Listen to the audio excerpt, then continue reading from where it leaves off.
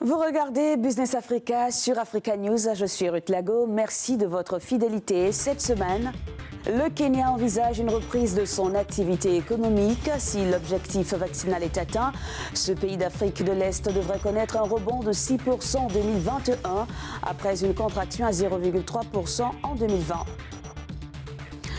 1,92 milliard de dollars ont été débloqués par la Banque centrale du Nigeria à l'endroit des agriculteurs de l'État de Benue, connu pour être le grenier des denrées alimentaires du Nigeria.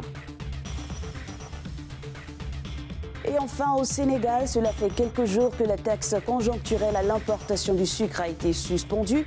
Bien avant cela, les prix de certains produits ont connu une baisse significative sur les étals. Cette mesure rencontre-t-elle l'assentiment de la population? Nous y reviendrons. Dans un récent rapport du Bureau kényan des statistiques, il apparaît clairement que la croissance économique a connu une baisse de 0,3% en 2020. 83% des emplois enregistrés provenaient du secteur informel dans cette période de crise pandémique. À Nairobi, notre correspondant Ronald Lagak a rencontré le responsable de Joie Kali, une entreprise qui emploie des jeunes de milieux défavorisés. Face à l'inquiétante montée du chômage chez les jeunes au Kenya, l'entreprise Joie Kali s'est avérée être le sauveur improbable de jeunes précaires en quête d'emploi, prêts à salir leurs vêtements et à dompter les métaux durs. Nous prenons même les garçons de la rue et les jeunes qui ont abandonné l'école, et même les personnes qui ont terminé l'école viennent ici après avoir fait du tarmac et quand ils ne trouvent pas d'emploi. Ils viennent ici, nous les formons, ils trouvent un emploi et créent même leur propre entreprise. Les données de la Banque mondiale révèlent que le taux de chômage chez les jeunes Kenyans est le plus élevé d'Afrique de l'Est, 38,9% selon les données du recensement de 2019 au Kenya. L'entreprise Joie Kali, poussée par l'augmentation de la demande de ses produits de haute qualité, a décidé d'intégrer un plus grand nombre de jeunes. Ce travail m'a permis de nourrir ma famille et aussi de payer mon loyer. Et là, je suis en mesure de satisfaire mes besoins essentiels. En tant que pivot du secteur industriel informel au Kenya, l'entreprise Joie Kali a maintenu sa croissance depuis sa création, donnant de l'espoir aux jeunes sans emploi et contribuant ainsi à l'économie du Kenya. Cependant, les artisans de Joie Kali ne naviguent pas en toute sérénité car ils sont confrontés à de nombreux défis. L'intervention des institutions financières du gouvernement jouera un grand rôle dans la croissance de l'industrie Joie Kali, à un niveau où elle sera capable de répondre efficacement aux demandes d'emploi de la population croissante. Outre le chômage des jeunes, l'économie kenyane est perturbée par les mesures restrictives dues au Covid-19. Avec nous de Bungoma, docteur Catherine Laura Mamouli de l'université de Kibaki. Bonjour docteur, merci d'avoir accepté notre invitation. Le Kenya s'est fixé comme objectif vacciner 10 millions de sa population, une condition à la reprise normale de l'activité économique. Pensez-vous que cela est réalisable ? C'est ambitieux, oui, mais nous avons bon espoir, car les chiffres augmentent de jour en jour. Des gens ont perdu leurs proches en peu de temps. Des gens ont perdu leur emploi et beaucoup d'entre eux ont traversé une très mauvaise passe. Ils ont donc été contraints de se conformer à la vision du gouvernement.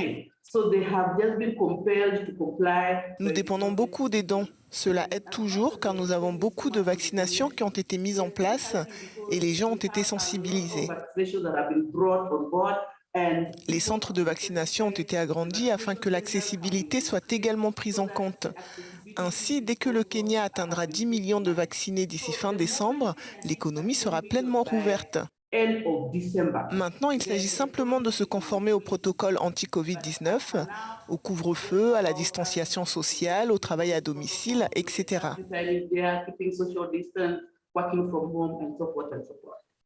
Alors, docteur Mamouli, une fois l'objectif vaccinal atteint, une autre préoccupation qui intéresse cette fois toute la région de l'Est, entre le Kenya, l'Ouganda et la Tanzanie, des différends persistent, ce qui est un peu étrange pour des pays qui font partie d'une zone économique commune. Non, le problème, ça a été la corruption dans tous les États d'Afrique de l'Est. Ceux qui sont au pouvoir, ceux qui ont la capacité, ceux qui ont de l'argent, ils veulent accumuler plus de richesses à un taux plus élevé.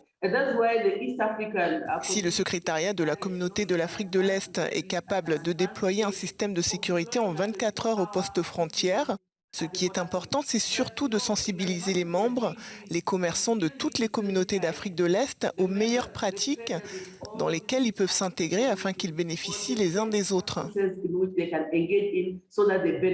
Le problème que nous avons avec la corruption, vous savez, c'est que ceux qui ont veulent beaucoup plus de richesses et ceux qui n'ont pas doivent continuer à vivre dans des niveaux de pauvreté élevés, ce qui représente un gros problème.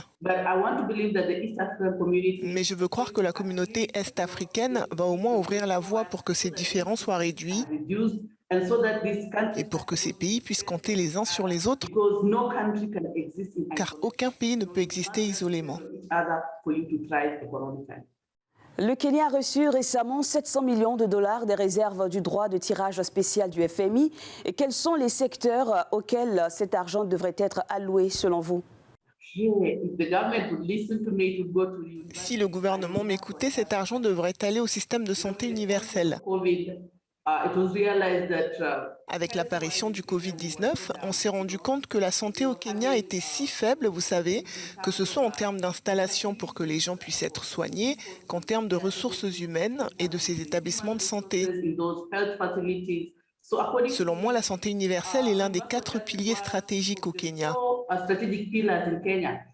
Donc cet argent devrait être orienté vers l'amélioration des établissements de santé du pays, l'amélioration de l'emploi ou des médecins, et même la mise à niveau de ces installations, mais également la mise en place d'une assurance pour que tous les Kenyans puissent accéder aux soins médicaux à travers tout le pays. Docteur Catherine Laura Mamouli de l'Université de Kibaki, merci. Merci beaucoup à vous. L'État de Benue au Nigeria produit les aliments de base consommés dans tout le pays, sauf que ces dernières années, la région ne parvient plus à répondre à la demande nationale. En plus, la fermeture des frontières imposée par le gouvernement afin de lutter contre la contrebande et améliorer l'autosuffisance alimentaire a fait flamber les prix de certains produits. Pour soutenir ces agriculteurs, la Banque centrale du Nigeria a débloqué 1,92 milliard de dollars. Amokaa est un riziculteur nigérian, mais à cause des violences entre agriculteurs et bergers dans le Middle Belt, c'est-à-dire le cœur agricole du pays, il a dû venir s'installer ici où il cultive 8 hectares de terre. Une superficie dérisoire comparée aux vastes terres fertiles qu'il a dû abandonner. J'ai environ 100 hectares là-bas. J'y étais depuis de nombreuses années, mais cette année, je n'ai pas pu accéder à ma ferme après avoir labouré.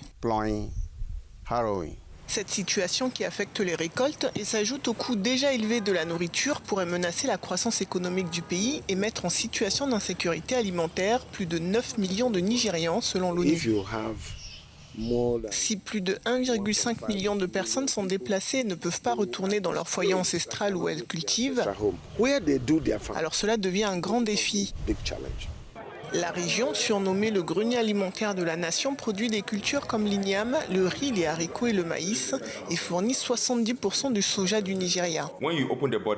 Lorsque vous ouvrez les frontières, vous en rapportez suffisamment pour le marché local et les prix seraient forcés de baisser. Tant que nous ne serons pas en mesure de produire suffisamment ces aliments, le prix ne baissera jamais.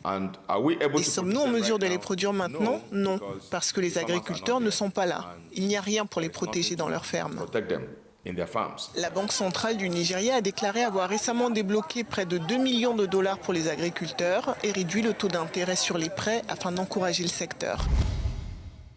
La taxe d'importation sur le sucre raffiné est suspendue jusqu'au 15 octobre prochain au Sénégal. L'objectif de cette mesure, désamorcer la crise économique consécutive à la crise sanitaire. Sur les marchés, la mesure a pris de court certains commerçants qui s'étaient déjà approvisionnés et se retrouvent contraints de baisser leurs prix. Regardez. Le sucre est devenu une denrée rare dans les boutiques de Dakar. Depuis quelques semaines, il est presque même introuvable sur les étals de la capitale sénégalaise. La baisse des prix de certains biens de consommation a créé une véritable pénurie aux grandes dames des commerçants. L'augmentation des prix est vraiment sans précédent. Par rapport aux années précédentes, c'est sans équivalent. Par exemple, un bidon d'huile coûtait 14 500 francs CFA. Mais cette année, il coûte 23 000 francs CFA. Les autorités ont également baissé les prix de biens de consommation, ce qui n'est pas du goût des commerçants qui disent avoir été pris au dépourvu, leur stock coûtant plus cher que les prix du marché. Alors, comme on sait que nous, la majeure partie de nos pays, n'est-ce pas, nos ressources proviennent que de l'impôt.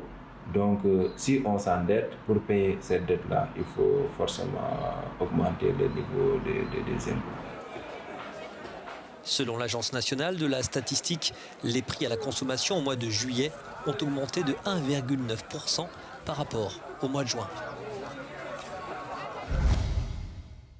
Et c'est tout pour Business Africa. Retrouvez ce programme entièrement sur www.africanews.com. Je vous dis à très vite.